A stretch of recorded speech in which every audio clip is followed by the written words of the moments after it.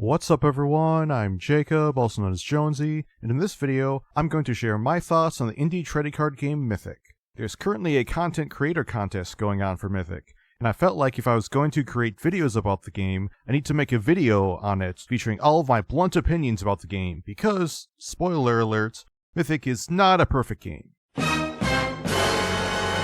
In fact, the game has not one, not three, but two things which I believe are slowing down the game's growth. Not to mention a small nitpick which I'll mention later in the video. Alright now, so, there's only one card in the entire game whose art is not safe for work, and that is the original art for Olympian Aphrodite, which has a nip slip.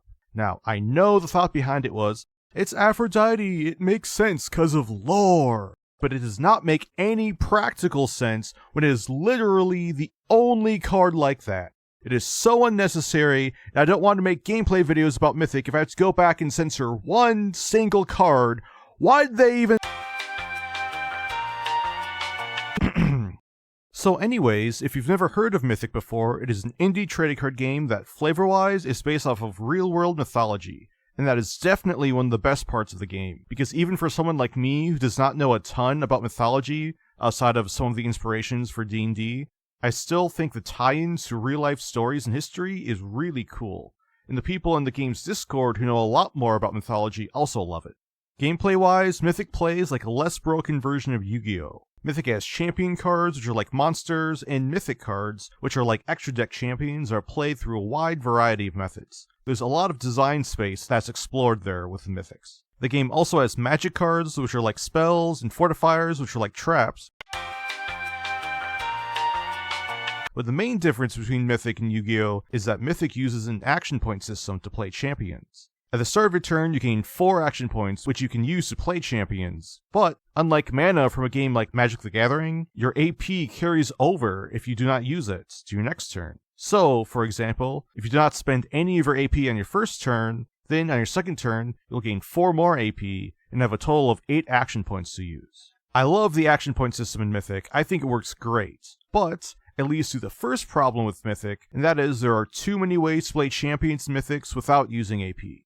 Even with most of these effects being restricted to once per turn, it's still very clear that the best decks in the game find a way to play cards without needing AP. Now, it's still not nearly as bad as the easy special summoning of modern Yu-Gi-Oh!, at least from what little I've seen of modern Yu-Gi-Oh!, but for a game that's clearly trying to be a better version of Yu-Gi-Oh!, I feel like Mythik is slowly going down a similar path. Especially when the 3 arguably best archetypes in the game, all of which are from the most recent set Forbidden Tides, all of them have ways of getting around the AP system, with Sea Devils able to play champions without AP, Camelot swapping out champions for other champions with Arthur and Merlin, and with Druids swapping out Mythics for other Mythics. Now, despite all of this, I still think Mythik is a really fun game to play, and I've really enjoyed playing in a few Mythik tournaments, but this is definitely something I'll be keeping my eye on as the game moves forward and more cards are released. Now, the second problem that I have with Mythik is the game started using AI art with its most recent set. To put it simply, I believe AI art is extremely unethical with how art is being used in these generative programs without the permission of artists, and I know I'm not the only one who thinks that. The Kickstarter for Forbidden Tides failed its goal, and while the Mythik team was still able to release a set later on, it seems like the game has really struggled to grow ever since that Kickstarter. It was also a letdown when Mythik ran an art contest so community members could create art for new and existing cards in Forbidden Tides. I was excited because I thought it would be a great chance to get more art in the game without needing AI, but I was soon disappointed when I realized the contest did not have a no AI rule, and some of the entrants definitely used generative AI. But at the end of the day, even though the art of Mythik has left me disappointed, it's something that a little Photoshop can't fix. Or nail polish remover, paint, and Sharpies. But what do you think about Mythik? Please leave a comment to let me know, as I would love to hear your thoughts on the game. Thanks for watching, and I will see you in the next video.